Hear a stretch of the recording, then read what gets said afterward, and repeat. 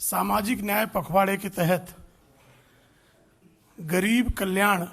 प्रधानमंत्री गरीब कल्याण अन्न योजना के तहत जिस तरह से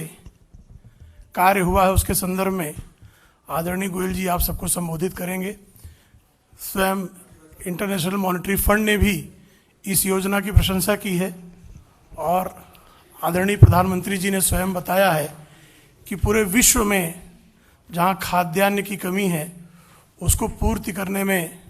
भारत आज समर्थ है। आदरणीय प्रधानमंत्री जी के कार्यकाल में जो यह ऐतिहासिक कार्य हुआ है उसको क्रियान्वित करने का श्रेय आदरणीय पीयूष गोयल जी को जाता है। आदरणीय पीयूष जी से आग्रह है कि आप सबको संबोधित करें।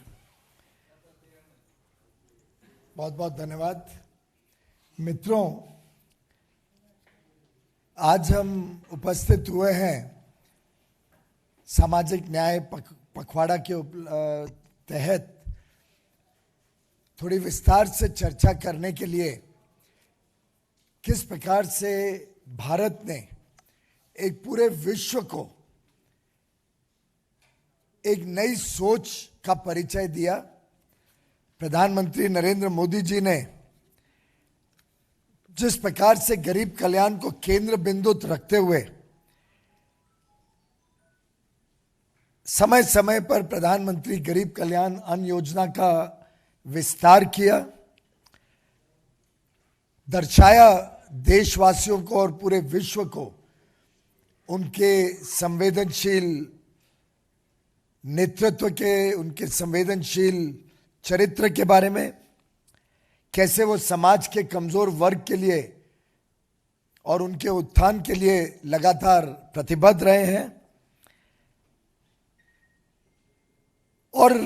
शायद इस शताब्दी की सबसे बड़ी संकट कोविड-19 की महामारी के बावजूद भारत एक ऐसा देश उभरा जिसमें एक भी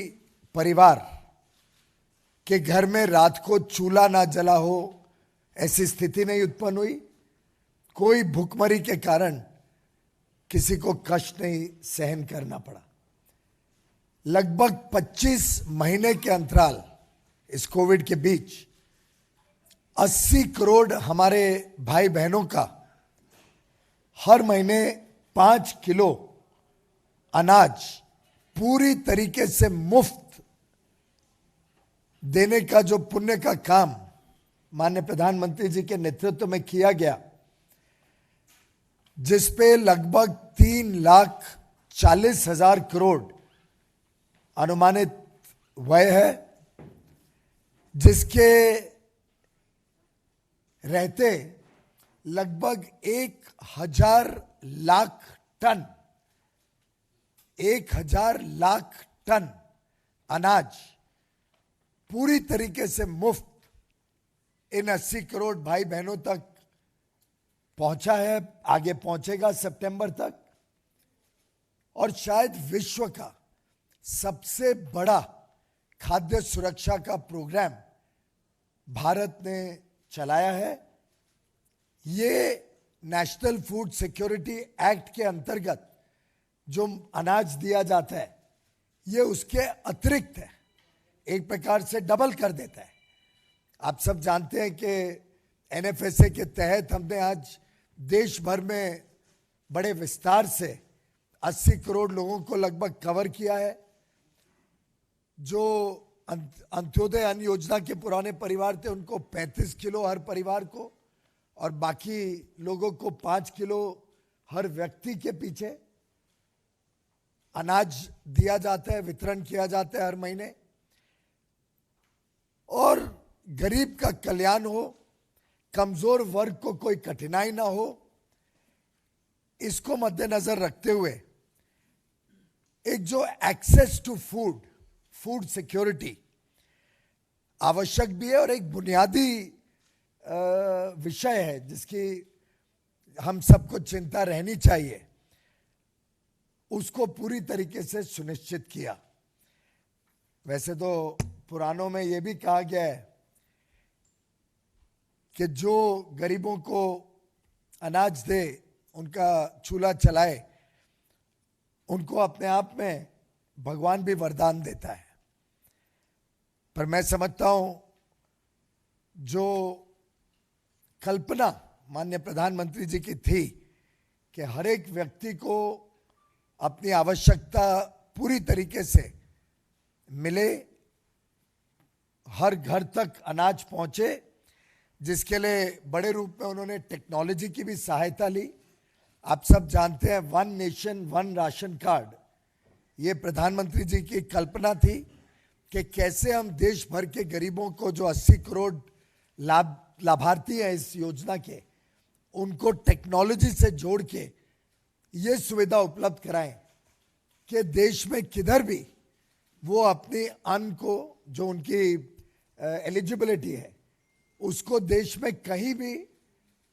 प्राप्त कर सकें, जरूरत पड़े तो टुकड़ों टुकड़ों में प्राप्त कर सकें, अलग अलग समय ले सकें, अलग अलग बार ले सकें। अगर गांव में परिवार रहता है, कोई व्यक्ति प्रवासी मजदूर दूसरे जगह काम करता है, तो दोनों जगह अनाज मिल सके। कोई 3 जगह लेना चाहे 3 जगह ले ले। और आपको जान के खुशी होगी कि लगभग 65 करोड़ ऐसे पोर्टेबिलिटी ट्रांजैक्शन से लोगों ने अपने घर के अलावा दूसरी जगह पे अपने अन्न को आइदर इन फुल और इन पार्ट लिया है, उसका लाभ उठाया है। उल्टे कोविड महामारी के दौरान कई लोगों को लगता था कि भारत में तो बहुत ही तकलीफ आएगी, भारत कैसे अपने लोगों को संभालेगा। जब लॉकडाउन था तब तो विशेषकर बड़ी चिंता रहती थी, पर मैं समझता हूं प्रधानमंत्री जी ने अपने गरीब देशवासियों का, खासतौर पे प्रवासी मजदूरों का एक चट्टान की तरह साथ दिया, सुनिश्चित किया कि हर एक तक महामारी के बावजूद हर व्यक्ति तक अनाज पहुंचे। और अब जब महामारी कम होते जा रही है, अब प्रभाव बहुत कम हो गया है कोविड का, उसके बावजूद उन्होंने जो 6 महीने बढ़ाए सितंबर तक, ये वास्तव में उनकी संवेदनशीलता का भी एक प्रतीक है कि उन्हें लगा थोड़ा और समय ये सहायता मिल जाए तो हमारे भाई बहनों को एक प्रकार से ईज ऑफ लिविंग हो जाएगा, उनको सहूलियत मिल जाएगी जब वो अपना जीवन फिर एक बार पटड़ी पर ला रहे हैं। मैं आपको ये भी बताना चाहूंगा कि इस काम का न सिर्फ भारत में लोगों ने संतुष्टि व्यक्त की है, और अगर उसका प्रमाण देखें तो हाल में ही हुए कई सारे चुनावों में लगभग आप सभी की, सामान्य देश भर में जो लोगों की अपेक्षा थी, हमारी तो अपेक्षा पहले से थी कि हम पुनः जीत के आएंगे, लेकिन लगभग आप में से कई मित्रों को थोड़ा डाउट्स, आप लोग हमें भी बात करते रहते थे। मैं समझता हूं जनता ने उसका जवाब दिया कि जनता कितना संतुष्ट है प्रधानमंत्री जी के, हमारे मुख्यमंत्रियों के काम से, और कहां देश ने पहले एंटी इनकम्बेंसी हर बार महसूस की थी, अब प्रो इनकम्बेंसी ये देश देख रहा है। और एक प्रकार से जो प्रधानमंत्री जी का कार्य है उसका अंतर्राष्ट्रीय पटल पर भी,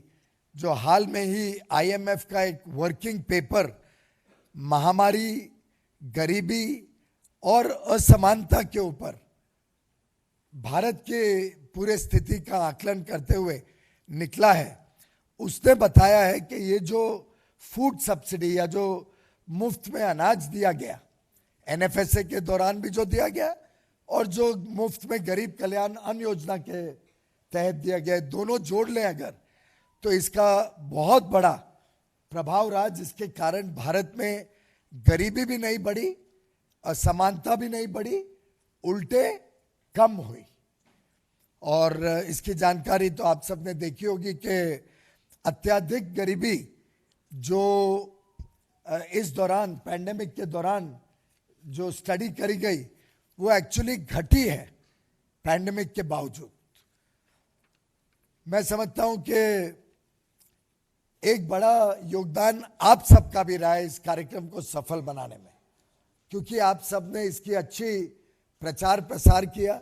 आपने लगातार इस बात को जनता तक पहुंचाया कि हर एक व्यक्ति एलिजिबल है। हमारे विभाग ने भी कई अलग अलग मंत्रालयों की मदद ली, चाहे पेट्रोलियम मिनिस्ट्री हो तो पेट्रोल पंप्स पे जानकारी देना, फेयर प्राइस शॉप्स पे बोर्ड लगाना, रेलवे स्टेशनों पे जानकारी देना, पोस्ट एंड टेलीग्राफ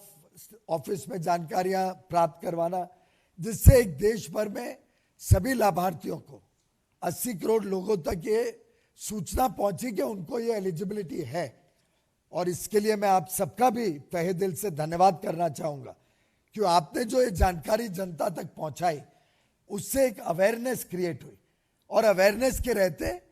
फिर लगभग सबको अपने हक, अपने अधिकार की जानकारी रहते हुए 98% तक, अलग अलग जो हमने सर्वे किए, 98% तक घरों को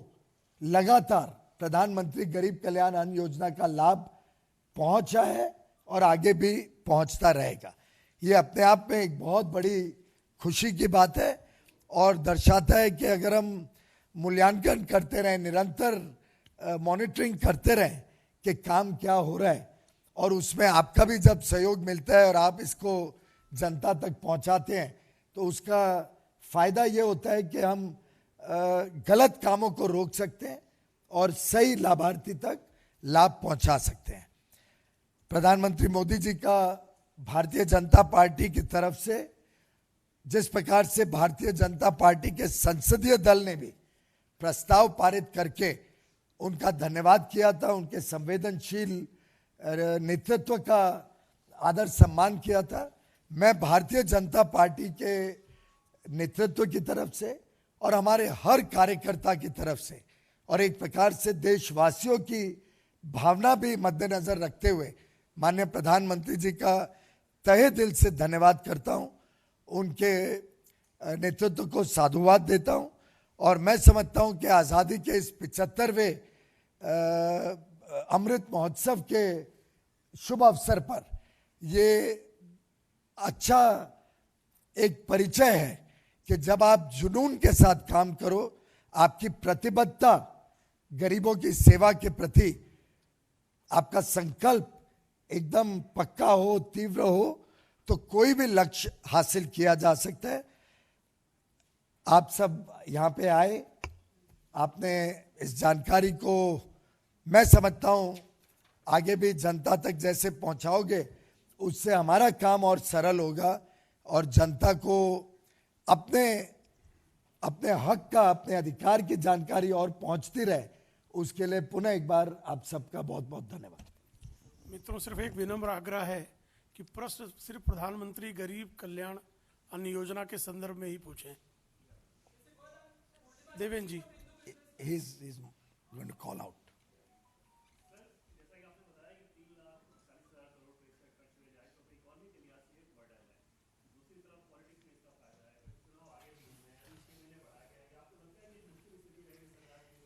सबसे पहले तो मैं स्पष्ट कर दूं कि गरीब के लिए कोई भी लाभ पहुंचाना, गरीब के लिए कोई भी व्यय करना, खर्च करना,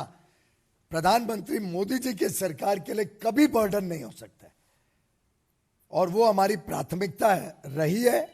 आज भी है और आगे भी रहेगी। इसका चुनाव से कोई लेन देन नहीं है। आप सब जानते हैं कि प्रधानमंत्री गरीब कल्याण योजना आज से शायद 2 साल पहले, लगभग पौने 2 साल पहले शुरू की गई थी, जब आत्मनिर्भर भारत पैकेज के तहत इसकी घोषणा की गई। कोई चुनाव होराइजन में नहीं था, कोई चुनावी इसको दृष्टिकोण या लेंस से देखना, मैं समझता हूं गरीबों के साथ अन्याय होगा। Sanjay Sharma ji, India news.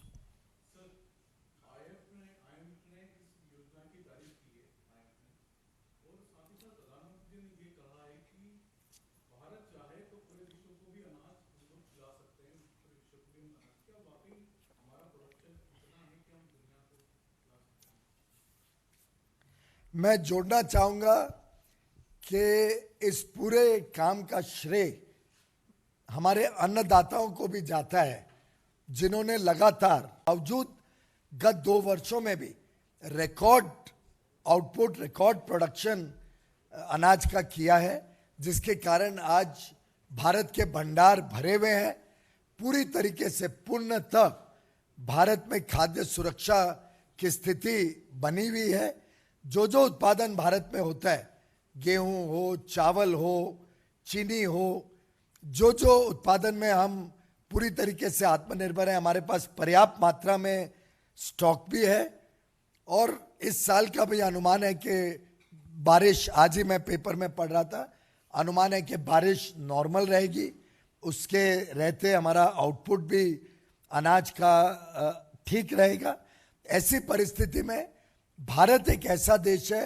जो अपनों की भी चिंता करता है और विश्व की भी चिंता करता है। वसुधैव कुटुंबकम हम सबके लिए प्रिय है, और उसी भावना को सामने रखते हुए माननीय प्रधानमंत्री जी ने विश्व को ये एक ऑफर किया है कि WTO के जो नॉर्म्स हैं,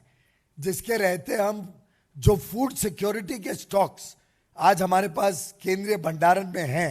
जो लगभग आज के दिन 500 लाख टन से अधिक है, अगर WTO नचीला कर दे अपने रूल्स को और अलाउ कर दे कि उस फूड सिक्योरिटी के स्टॉक को हम निर्यात कर सके,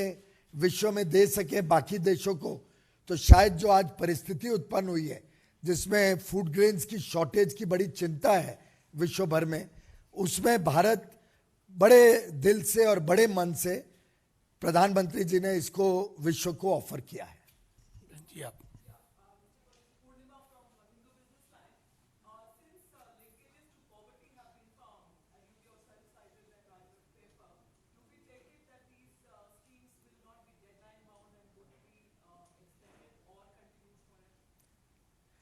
Well, I think that this stage it is available up to September, and that is what has been decided. What happens beyond that is in the realm of imagination. We cannot at this stage respond to what is expected to happen or not happen. But this was a measure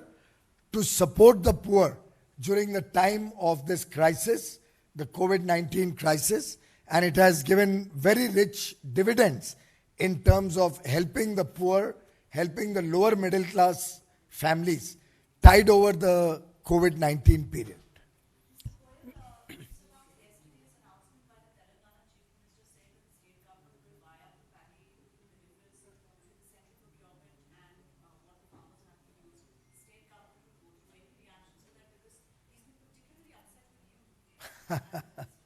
Well, it's not related to this subject, but I can assure all my brothers and sisters and farmers of Telangana, as we have clarified on more than one occasion, the nation has one policy. नमस्कार, मैं हूं मानक गुप्ता। अगर आपको हमारा ये video पसंद आया हो तो इसे लाइक और शेयर जरूर करें, और हां, हमें सब्सक्राइब और फॉलो करना ना भूलें ताकि आप देश और दुनिया की कोई खबर मिस ना करें। तो जुड़े रहिए हमारे साथ और देखते रहिए न्यूज़ 24।